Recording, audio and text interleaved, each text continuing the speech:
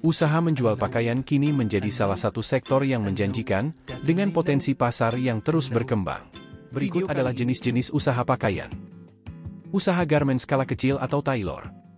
Terkait dengan izin, sebelumnya kita harus mengetahui KBLI apa saja yang mencakup usaha menjual pakaian. Berikut adalah KBLI terkait usaha menjual pakaian. Siapkan modal awal. Dalam memulai bisnis fashion atau bisnis clothing, peran modal sangatlah penting.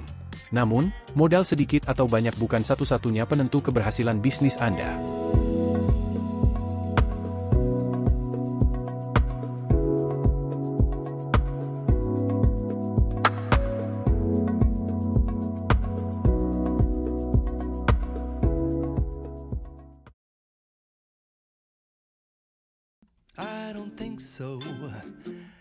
Pakaian merupakan salah satu kebutuhan dasar manusia yang tidak hanya berfungsi sebagai pelindung tubuh, tetapi juga sebagai sarana untuk mengekspresikan identitas dan gaya pribadi. Dalam era globalisasi dan perkembangan teknologi yang pesat, industri fashion mengalami transformasi yang signifikan, menawarkan beragam pilihan dan tren yang dapat diakses oleh masyarakat luas. Usaha menjual pakaian kini menjadi salah satu sektor yang menjanjikan, dengan potensi pasar yang terus berkembang. Video kali ini kami akan membahas terkait dengan usaha menjual pakaian, dari perizinan yang dibutuhkan hingga tips dan trik melakukan usaha ini. Simak terus videonya.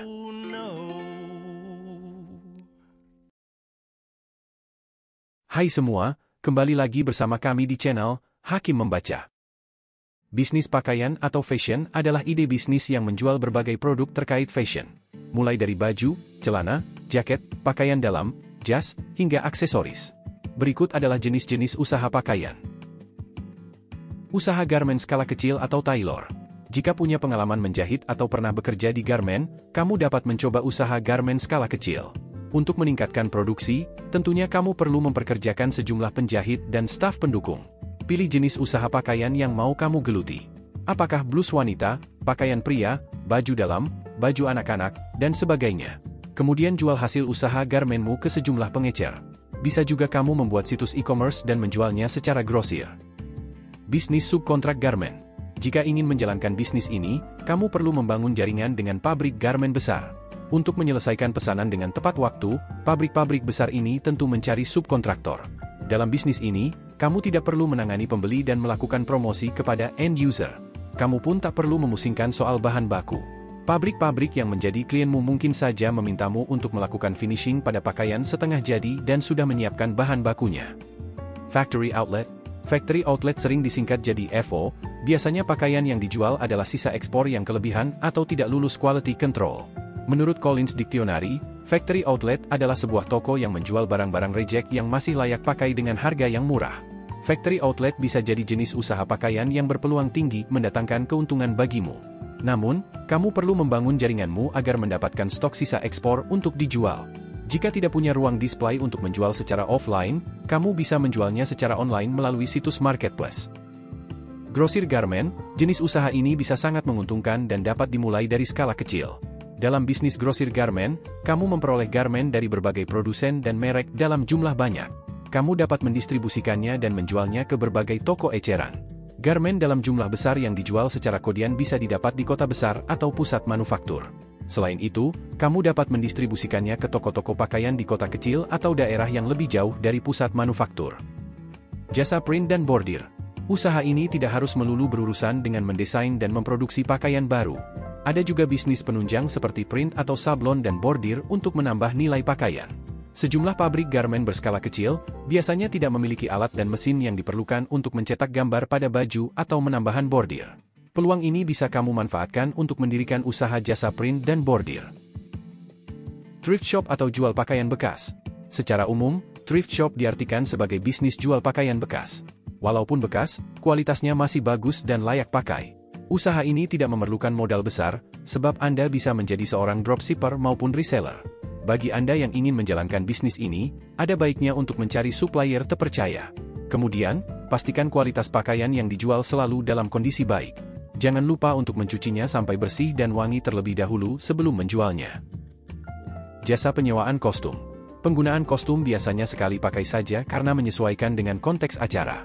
Orang pun cenderung merasa rugi jika membelinya tetapi hanya dipakai satu atau beberapa kali saja. Ini bisa jadi peluangmu untuk membuka jasa penyewaan kostum. Kamu juga bisa memperluasnya menjadi jasa penyewaan baju adat yang biasa dipakai oleh keluarga mempelai dalam acara resepsi pernikahan. Sebelum membahas KBLI apa yang terkait dengan usaha menjual pakaian, sesuai dengan video kami sebelumnya, terkait dengan jenis usaha UMKM populer di tahun ini, kami telah menyarankan sebaiknya bentuk badan usaha yang nantinya dimiliki oleh sahabat Hakim Membaca adalah berbentuk perseroan terbatas. Untuk memahami kenapa perseroan terbatas, sahabat Hakim Membaca dapat menonton video kami sebelumnya. Terkait dengan izin, sebelumnya kita harus mengetahui KBLI apa saja yang mencakup usaha menjual pakaian. Berikut adalah KBLI terkait usaha menjual pakaian. KBLI 46412, Perdagangan Besar Pakaian. Kelompok ini mencakup usaha perdagangan besar pakaian, termasuk pakaian olahraga dan perdagangan besar aksesoris pakaian seperti sarung tangan, dasi dan penjepit. Termasuk perdagangan besar kaos kaki. Merupakan bidang usaha perdagangan besar, sehingga tidak dapat dijalankan secara bersamaan dengan bidang usaha perdagangan eceran, sebagaimana diatur di dalam Peraturan Pemerintah Nomor 29 Tahun 2021 tentang penyelenggaraan bidang perdagangan. Adapun untuk KBLI ini dapat dijalankan oleh skala usaha mikro, kecil, menengah dan besar dengan tingkat risiko rendah, sehingga hanya membutuhkan NIB saja. KBLI 47711 Perdagangan Eceran Pakaian.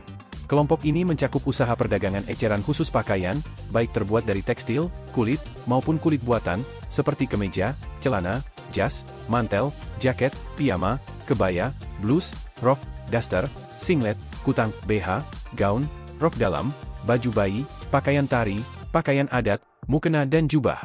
Merupakan bidang usaha perdagangan eceran, sehingga tidak dapat dijalankan secara bersamaan dengan bidang usaha perdagangan besar sebagaimana diatur di dalam Peraturan Pemerintah Nomor 29 Tahun 2021. Adapun untuk KBLI ini dapat dijalankan oleh skala usaha mikro, kecil, menengah dan besar dengan tingkat risiko rendah, sehingga hanya membutuhkan NIB saja. KBLI 47742 Perdagangan Eceran Pakaian, Alas Kaki dan Pelengkap Pakaian Bekas. Kelompok ini mencakup usaha perdagangan eceran pakaian, alas kaki dan pelengkap pakaian bekas, seperti baju bekas, celana bekas, mantel bekas, sepatu bekas, selendang dan topi bekas. Merupakan bidang usaha perdagangan eceran, sehingga tidak dapat dijalankan secara bersamaan dengan bidang usaha perdagangan besar sebagaimana diatur di dalam Peraturan Pemerintah Nomor 29 Tahun 2021. Adapun untuk KBLI ini dapat dijalankan oleh skala usaha mikro, kecil, menengah dan besar dengan tingkat risiko rendah, sehingga hanya membutuhkan NIB saja. Berikut adalah cara memulai usaha pakaian sendiri. Lakukan riset market dan produk. Riset market dan produk merupakan langkah awal untuk menentukan produk apa yang akan Anda jual. Langkah ini penting dilakukan. Anda tak bisa asal memilih produk yang ingin dijual. Pun, Anda juga tak bisa memilih produk hanya dengan asumsi pribadi saja. Siapkan modal awal. Dalam memulai bisnis fashion atau bisnis clothing, peran modal sangatlah penting. Namun, modal sedikit atau banyak bukan satu-satunya penentu keberhasilan bisnis Anda. Lihat kompetitor bisnis Anda. Dalam memulai bisnis fashion atau bisnis clothing, peran modal sangatlah penting. Namun, modal sedikit atau banyak bukan satu-satunya penentu keberhasilan bisnis Anda. Lihat kompetitor bisnis Anda. Amatilah kompetitor, mulai dari kelebihan dan kekurangan produknya, cara pemasaran, hingga distribusi. Kompetitor terbagi menjadi dua, ada yaitu direct kompetitor, yaitu brand yang memiliki usaha dan jenis produk yang dijual sama. Indirect kompetitor adalah brand lain yang memiliki usaha berbeda namun memiliki produk yang dijual sama. Buat rencana bisnis atau business plan. Perencanaan bisnis atau business plan bisa dikatakan sebagai konsep bisnis Anda. Business plan ini nantinya akan menjadi pedoman Anda dalam menjalankan bisnis. Oleh karena itu, Anda tak boleh membuatnya asal-asalan. Buat konsep brand pakaian. Tentukan konsep brand yang unik dan berbeda dari brand lainnya, misalnya vintage, eco-friendly, bohemian, streetwear, formal, atau pakaian khusus big size atau perpaduan di antaranya. Konsep brand yang unik akan membedakan produk Anda dengan brand lain sehingga meningkatkan daya tarik tersendiri. Sekian informasi mengenai usaha jasa menjual pakaian. Semoga ini memberikan informasi dan edukasi kepada para sahabat Hakim Membaca terkait dengan usaha kreatif yang menguntungkan. Serta video ini dapat menjadi inspirasi kepada sahabat Hakim Membaca dimanapun berada yang ingin melakukan usaha tetapi bingung mau usaha apa. Demikian yang dapat kami sampaikan, terima kasih sudah menonton, jangan lupa untuk like, komen, dan subscribe agar tidak ketinggalan konten menarik berikutnya. Jika kalian punya saran atau pertanyaan, tulis di kolom komentar di bawah. Sampai jumpa di video berikutnya. Tetap semangat dan jaga kesehatan.